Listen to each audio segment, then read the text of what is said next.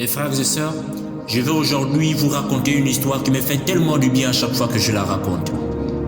En fait, il s'agit de quelqu'un qui vivait tellement bien, qui ne manquait de rien, qui vivait dans tous les privilèges qu'on n'en a jamais vu sur terre.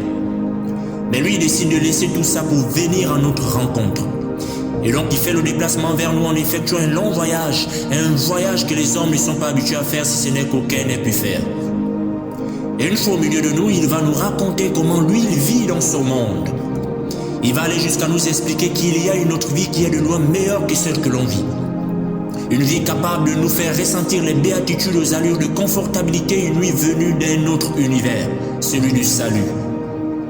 Cet homme a rendu explicite ce modèle de vie en faisant voir les aveugles de Capernaum sa gloire, en faisant marcher les paralytiques de Galilée, en faisant entendre sa voix aux sourds de Jérusalem, jusqu'à faire lever la splendeur de son éclat dans les cœurs meurtris du peuple de la contrée de Zabulon et de Nephtali.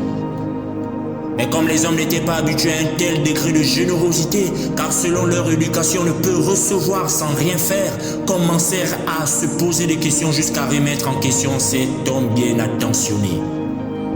Alors au bout de plusieurs années, le voici qui se retrouve responsable de tous les actes des hommes depuis le tout premier habitant du pays des terrestres. Il se retrouve responsable non pas parce qu'il était coupable, mais parce qu'il avait décidé de prendre cette responsabilité sur lui. Mais ce n'est pas tout. Cette responsabilité était un fardeau. Et le poids de ce fardeau était la douleur, la souffrance, les malédictions et la culpabilité de tous les hommes. Imaginez un seul instant que l'on additionne toutes les douleurs que les hommes ressentent chacun dans leur corps et dans leur chair. Imaginez que l'on réunisse tout ça et que l'on décide de prendre un tel métissage de désolation pour le mettre sur un seul homme. Or, infliger une telle disparité d'émotions à un seul homme, c'est demander à ce dernier de supporter la douleur au-delà de ce qui est possible d'être supporté. Mais à vrai dire, aucun cœur n'avait été conçu pour expérimenter un tel degré d'intensité de douleur. C'est pourquoi on entend parler de suicide, c'est-à-dire les gens souffrent tellement en eux qu'ils préfèrent se donner la mort que de continuer à vivre.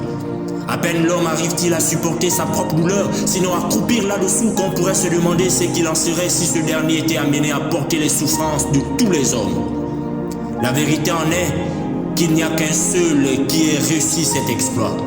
Cet homme apporte le poids d'un fardeau que personne n'avait la capacité de porter. Il n'y a qu'un seul, c'est le Messie venu du ciel. C'est pourquoi aujourd'hui il est le mieux placé pour nous aider dans ce que nous ressentons, parce qu'il a été le seul capable de porter ce qu'aucun homme ne pouvait et ne peut porter seul. Alors si tu entends ma voix et si tu ressens encore quelque chose dans ton cœur, si tu traînes encore un poids dans ton cœur, je t'invite à venir le déposer chez notre super-héros qui nous a transportés dans son repos, où nous sommes internés à jamais, recevant chaque jour une transfusion de sa santé divine. T'es donc plus obligé de supporter et de vivre tout ça seul. Il sait que c'est difficile, c'est pourquoi il a aussi dit « Apportez tous vos fardeaux ». C'est une main qui t'est dorénavant tendue. Alors qu'attends-tu ?